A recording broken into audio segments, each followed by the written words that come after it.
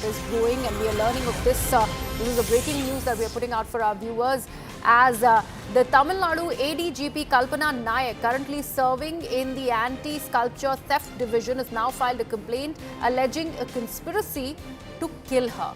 Kalpana, who was previously the ADGP of Tamil Nadu Uniform Service Recruitment Board, claimed that the fire incident at the board's office in Chennai on July 29th was a part of a plot to in fact harm her. This fire was believed to be caused by an AC electrical failure, but she believes it was a staged attempt on her life. Reacting to the same, Tamil Nadu BJP chief K. Annamalai has now hit out at the DMK government.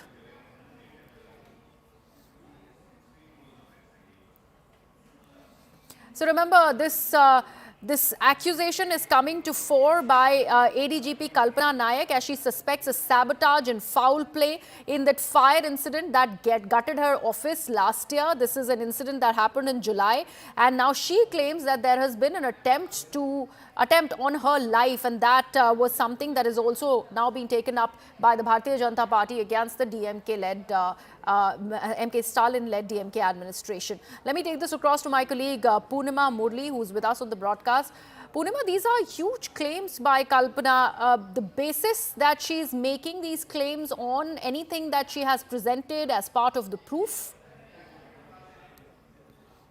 Well, in fact, she has filed a complaint to the DGP of Tamil Nadu, and in that complaint, she said that on the 29th of July, this is when there was an attempt to kill her, and this after she had exposed irregularity in recruitment of the IPS officers, and therefore she says that her life is now threatened, and now this has become a political issue with the BJP now condemning this. But clearly, the DMK so far hasn't responded. We'll have to see how now the ruling government responds to the statements that have come in from the BJP. But clearly, this has created a huge shockwave in Tamil Nadu.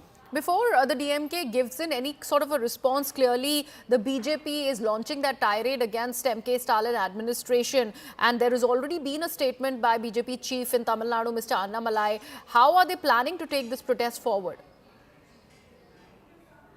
Well, the BJP clearly says that under the DMK government, there have been rules and laws that have been violated, and that is something that's not new in Tamil Nadu, especially during the DMK rule. So this is a statement that Annamalai has said on social media, X, formerly known as Twitter.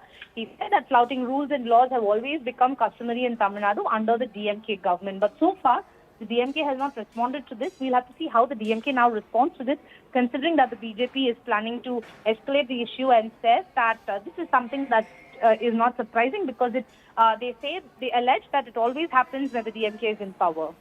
Right. Poonima, after Annamalai's statement there, any sort of a response that could be expected by the DMK administration or any leader in particular who is choosing to respond to this controversy?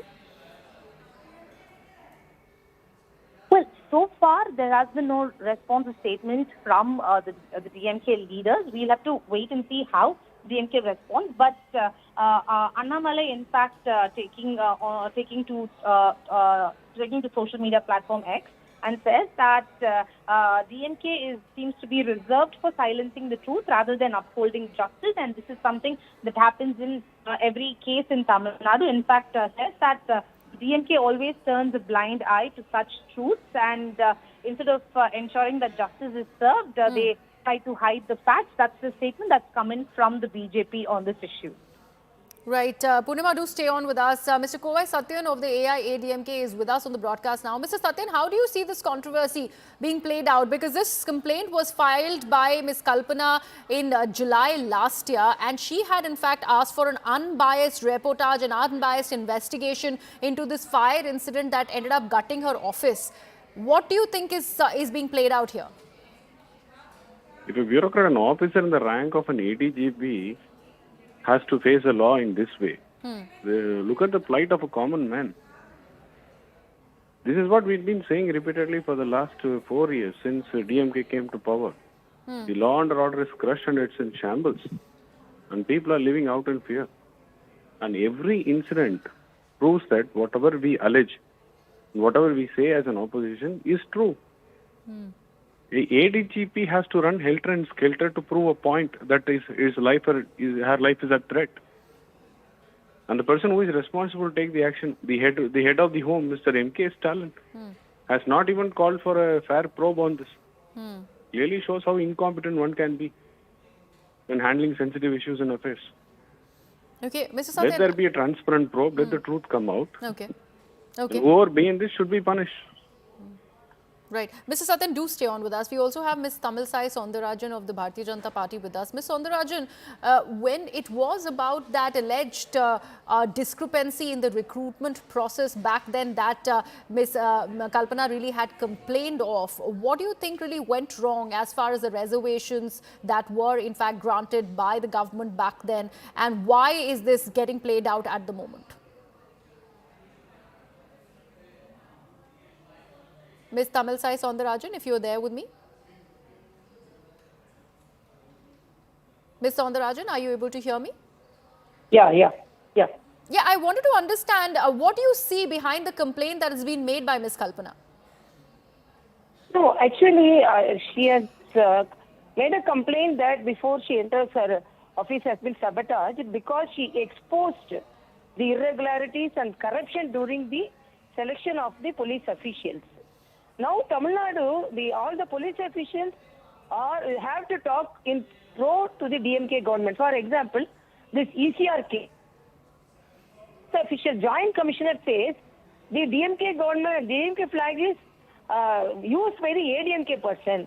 So he is an ADMK person. So consent has been got from him as an ADMK person. So the police official totally they are with the government, and anybody talking against them, they are punished. And this ADGP is also not excluded in that manner.